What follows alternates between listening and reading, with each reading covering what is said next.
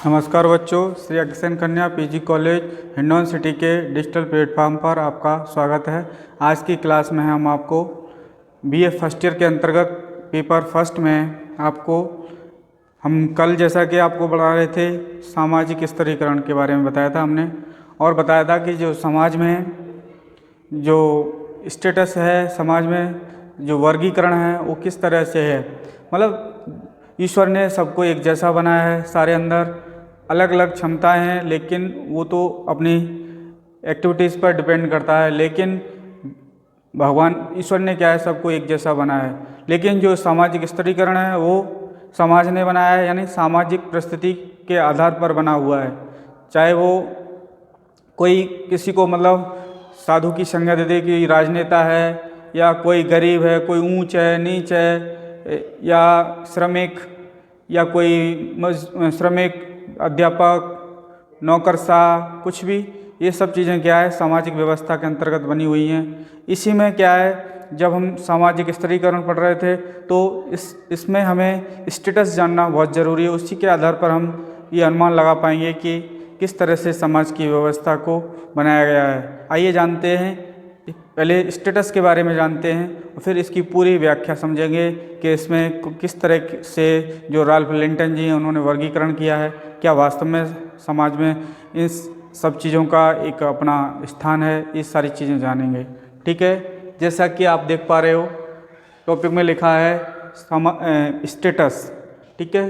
Status का मतलब होता है परिस्थिति। बच्चों ये सब चीज़ें क्या है, कुछ स्टेटस सिंबल की चीज़ें भी होती हैं, उनके बारे में भी बताएंगे हम। तो एक समाजशास्त्री है रॉबर्ट विरस्टीड, इनका पूरा नाम है रॉबर्ट विरस्टीड। इन्होंने परिभाषा बताई है, सामान्यतः एक परिस्थिति, समाज अथवा एक समूह में एक पद है। जिस समुदाय में वो रह रहा है, जिस समाज में वो रह रहा है, या किसी कॉलेज में ले लो या घर में ले लो। जैसे कि आपके परिवार की बात करें, परिवार का जो मुखिया होता है उसका जो स्टेटस होता है वो शीर्ष पर होता है। कहने का मतलब है परिवार के मुखिया की परिवार के अन्य सदस्य सारी बातें मानते हैं। तो ये तो बात हो गई क्या, स्टेटस का। अब तुम कॉलेज को ले लो तो कॉलेज में कौन होता है, कॉलेज का मैनेजमेंट सबसे शीर्ष पद पर होता है, लेकिन जो व्यवस्थाओं को सुचारू रूप से चलाता है वो प्राचार्य होते हैं। तो कहने का मतलब इस तरह से सारी चीज़ें। या क्लास की बात करते हैं तो क्लास में कौन किसका डोमिनेंट होता है, जो क्लास का लीडर होता है, छात्र नेता होता है, ये सारी चीज़ें। इस तरह से देश के ऊपर अगर हम समझें हमारी राजनीतिक व्यवस्था को ध्यान में रखते हुए तो क्या है, राष्ट्रपति सर्वोपरि है। कानून व्यवस्था की बात करें तो सुप्रीम कोर्ट सर्वोपरि है। मतलब कहने का मतलब है स्टेटस हर जगह अपनी अपनी जगह का है। जैसे क्रिकेट टीम का देख लो तो उसका कप्तान मैन है, ठीक है, ये सारी चीज़ें। और इसी में क्या है, राल्फ लिंटन एक समाजशास्त्री हैं, इन्होंने परिस्थिति के दो भागों की चर्चा अपनी किताब में की है। कभी कभी क्वेश्चन पूछ लिया जाता है कि जो अमुक किताब है द स्टडी ऑफ मैन किसने लिखी है, तो आपको आंसर देना है राल्फ लिंटन, ठीक है। ये सारी बातें, ठीक है। हम बात कर रहे हैं इनके टाइप्स के बारे में, दो भाग यानी प्रकार भी कह सकते हैं। तो वो फर्स्ट है प्रदत्त परिस्थिति और दूसरी है अर्जित परिस्थिति, ठीक है। प्रदत्त परिस्थिति में क्या होता है, कुछ ऐसे भाग हैं या जो ऑर्गन्स या जो स्टेटस है वो क्या है, हमें हमारी मेहनत से नहीं, वो जो बायोलॉजिकली रूप से मिला हुआ है, जैविकी रूप से मिला हुआ है, वो सारी चीज़ें कैसी आती हैं प्रदत्त में। कहने का मतलब वो हमें किसी के द्वारा प्रदान की गई हैं या मिली हैं। जैसे कि या जेनेटिकली भी कह सकते हैं, इसको अनुवांशिक भी कह सकते हैं, जो लक्षण माता पिता के जो लक्षण उनकी संतानों में देखने को मिलते हैं। आइए जानते हैं इन सब के बारे में, कुछ एग्जाम्पल के माध्यम से इनको समझने का प्रयास करते हैं। जैसे कि लिंग भेद, लिंग भेद कोई हमने बनाया थोड़ा नहीं है। लिंग भेद में क्या है, कोई स्त्री है कोई पुरुष है, मतलब मेल फीमेल, ट्रांसजेंडर, ये सब चीज़ें क्या है, ये बायोलॉजिकल घटना के अंतर्गत बनी है, ठीक है। तो ये इसमें आ जाएंगी प्रदत्त वाले में। आयु भेद, आयु भेद का मतलब है 6 से 14, 12 से 16, 18, 21, जो भी आयु का जो एक व्यक्ति से दूसरे व्यक्ति में जो अंतर है वो क्या है, वो भी हमारा बनाया हुआ नहीं है, वो भी बायोलॉजिकली है।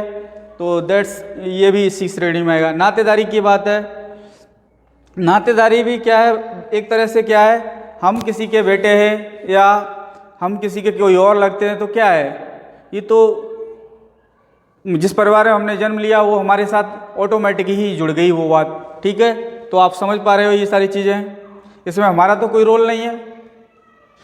ठीक है, ये बात। अब जन्म की बात कर लेते हैं। बाय बर्थ, जन्म से क्या है, हम जिस जाति जिस क्षेत्र में पैदा हुए वहीं का हमारा वो हो गया, इसमें भी हमारा कोई रोल नहीं है। जाति के बारे में, जाति का भी वही सिस्टम है, जिस परिवार में हमने जन्म लिया तो उसी समाज के हो गए। ईश्वर ने तो सबको एक इंसान के रूप में भेजा है, तो ये सारी चीज़ें हैं। अब शारीरिक विशेषताओं की बात करते हैं।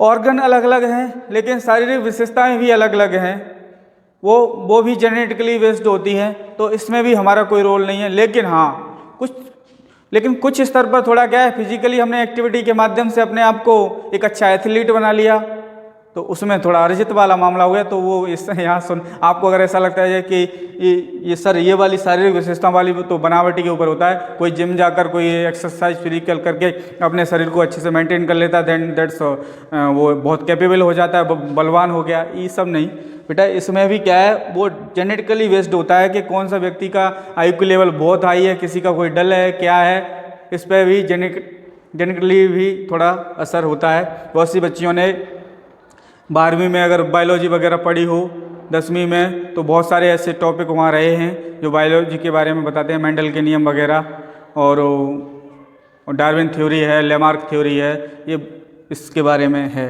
ठीक है, आगे बढ़ते हैं। अर्जित परिस्थिति के बारे में बात करते हैं। अर्जित परिस्थिति में क्या है, संपत्ति भाई हमें क्या है, हमने खुद बनाई है।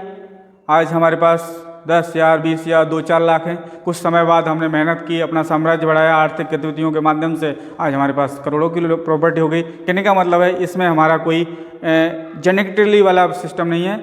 हाँ, थोड़ा तो रहता है, परंपरागत तो थोड़ा रहता है, लेकिन वो तो क्या है, जैसे कि मान लो किसी के माता पिता या अभिभावक या परिवार बहुत समृद्धशाली है, उस परिवार में जन्म हो गया तो वो राजा महाराजा बन गया, पैसे वाला बन गया, तो उसमें उसका रोल तो नहीं है, लेकिन उसके परिवार का तो रोल है उसके साथ। तो इसलिए क्या है, ये अर्जित की हुई चीज़ें हैं। लाइक एज एजुकेशन, कोई जन्म से तो विद्वान नहीं आता, बहुत ज़्यादा सारी पढ़ाई लिखाई, कहने का मतलब है हमने स्कूल कॉलेज जाके अपने गुरुजों के शरण में जाके और उनसे हमने ज्ञान अर्जित किया, देन हम अच्छे विद्वान बन गए या हम कोई अच्छे इंजीनियर बन गए।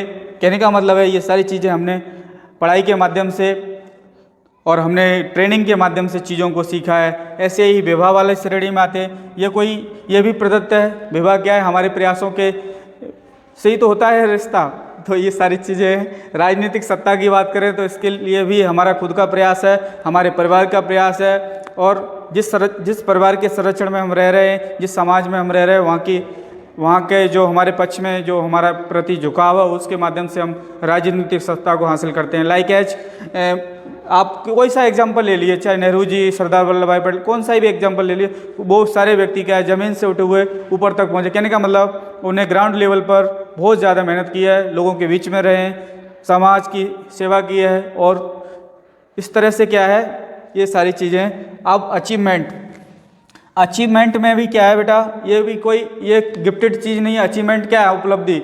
हमने अच्छे से कुछ किया तो हमें कोई नोबेल पुरस्कार मिल गया, भारत रत्न मिल गया, पद्म श्री, ये सारे अवार्ड वगैरह है, या समाज में ही कोई स्थान बन गया, मान लो नगर का अध्यक्ष बना दिया या कोई प्रेसिडेंट, कुछ भी।